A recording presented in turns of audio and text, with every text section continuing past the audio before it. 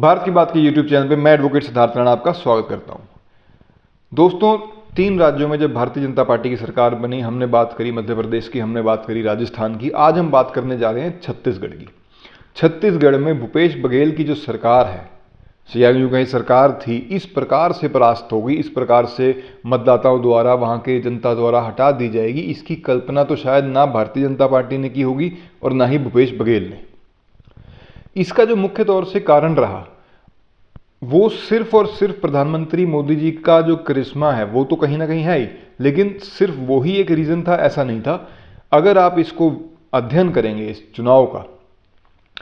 चुनाव को थोड़ा डिटेल में जानने की कोशिश करेंगे तो ये पता चला है कि भाई जब कांग्रेस ने जो एक अंडर करंट जो ये पैदा हुआ है जिससे कि ऐसे नतीजे आए हैं, कांग्रेस ने जब 2018 में चुनाव जीता और वहाँ सरकार बनाई तो टीएस देव को इग्नोर करके भूपेश बघेल को मुख्यमंत्री चुना गया।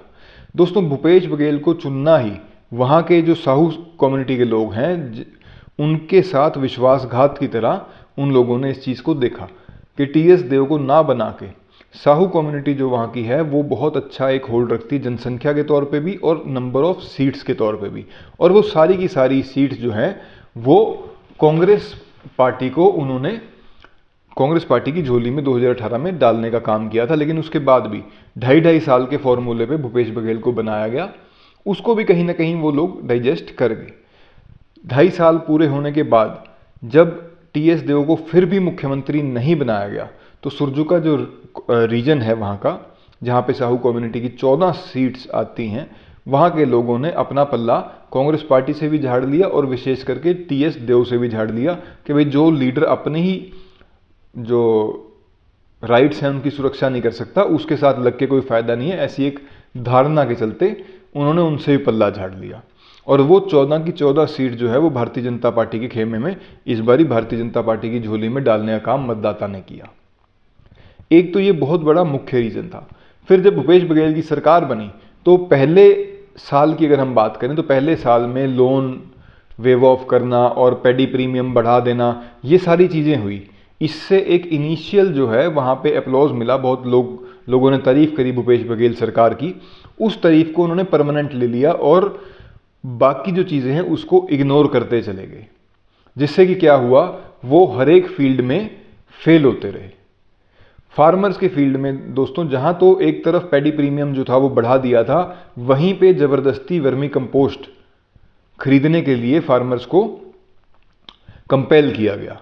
वो एक बहुत बड़ा नेगेटिव स्टेप था जिसने कि रूरल क्षेत्र में बड़े और छोटे किसान के बीच में एक बहुत भारी फर्क जो है वो डाल दिया था, एक इंस्टेबिलिटी आ गई। फिर हम बात करेंगे ट्राइबल एरिया की। छत्तीसगढ़ में ट्राइबल एरिया की बहुत अच्छी एक पैठ है। ट्राइबल एरिया को भी इग्नोर करने का काम भूपेश बघेल सरकार ने किया, क्योंकि जो सेंटर से ट्राइबल एरियाज़ के लिए जो स्कीम्स आती थी, आवास योजना हो, चाहे शौचालय की कोई योजना हो या अन्य प्रकार की किसी भी प्रकार की ट्राइबल योजना हो, उसको भूपेश बघेल ने बजाय एक ब्रिज की तरह काम करने के उन्होंने एक बैरियर की तरह काम किया और वो सारी जो स्कीम्स हैं वो नीचे तक नहीं पहुंचने दी। उससे भी लोगों में बहुत ज़्यादा एक खिलाफत थी। फिर जब वो वहाँ के ट्राइबल समाज के लोग ये देखते थे भाई भूपेश बघेल सरकार में जो एक अच्छी अपर क्लास यूँ कह लीजिए, वो तो उनको पढ़ने की अपॉर्चुनिटी, उनको खेलने की अपॉर्चुनिटी, क्रिकेट, फुटबॉल, अन्य खेल खेलते हैं, और जो ट्राइबल समाज से लोग आते हैं उनको सिर्फ गली डंडा और छोटे मोटे जो कार्यक्रम हैं उनमें ही इन्वॉल्व करके रखना चाहती है सरकार। ऐसी एक लोगों ने इस चीज़ को बहुत अच्छे से पहचान लिया था। ये भी एक बहुत मुख्य कारण बना। फिर हम बात करते हैं शहरों में। देखो, रूरल और अर्बन, इन दोनों में बैलेंस बनाए बिना कोई भी सरकार कामयाब नहीं हो सकती। ये बड़ा ही बेसिक सा फैक्ट है।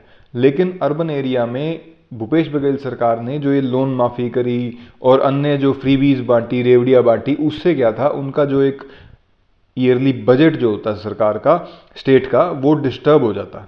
और वो इतना डिस्टर्ब हो गया कि कोई नया डेवलपमेंट का प्रोजेक्ट ना तो शहरों में आया।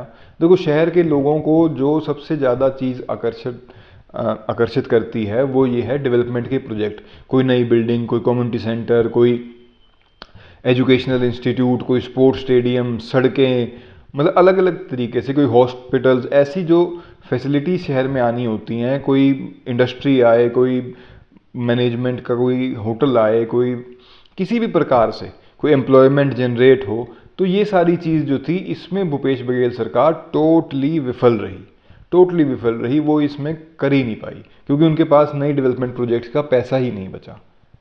तो ये सारे मेन जो कारण थे ये कांग्रेस के नेगेटिव थे। फिर हम बात करें बीजेपी ने ऐसा पॉजिटिव क्या काम किया जिससे कि लास्ट के 3-4 महीने में आप यूं मान के चलिए भी चुनाव को इतना ज़्यादा स्पीड अप कर दिया।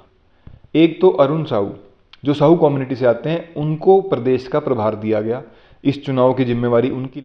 यूनियन मिनिस्टर जो रेणुका सिंह जी हैं जो ट्राइबल लीडर हैं उनको वहाँ पे उनको सेट किया गया कि वो छत्तीसगढ़ में रह के चुनाव का पूरा प्रबंधन अपने निगरानी में चुनाव लड़वाएं। फिर हम बात करते हैं अमित शाह जी जो बीजेपी के स्ट्रॉन्ग मैन हैं। इनकी तरफ से जो घोषणाएं की गई वो मोदी की गारंटी को जो लोगों ने एक्सेप्ट किया, उस गारंटी के चलते सिलेंडर का आधा दाम, महिलाओं के लिए 12,000 रुपये सालाना, मतलब प्रति माह 1,000 रुपये, और जो लेबर जो हैं लैंडलेस हैं उनके लिए 10,000 रुपये। इस प्रकार की जो भी घोषणाएं करी गई वो मोदी की गारंटी के चलते लोगों ने हाथों हाथ लिया और उसको वोट में परिवर्तन करके भारतीय जनता पार्टी को इतनी भारी बहुमत से जिताने का काम जो है वहाँ के लोगों ने किया। तो साथियों ये था छत्तीसगढ़ का एक इस छोटी सी वीडियो के माध्यम से एक विश्लेषण के कांग्रेस ने ऐसा क्या किया कि वो हार गई और बीजेपी ने ऐसा क्या किया कि बीजेपी जीत गई। आज के अंक में इतना ही। वीडियो आपको कैसा लगा कमेंट बॉक्स में जरूर बताइएगा। जो मेरे साथी मेरे भाई नए हैं आपसे अनुरोध है चैनल को शेयर करें, सब्सक्राइब करें, लाइक करें। आपका बहुत बहुत धन्यवाद। भारत माता की जय, वंदे मातरम।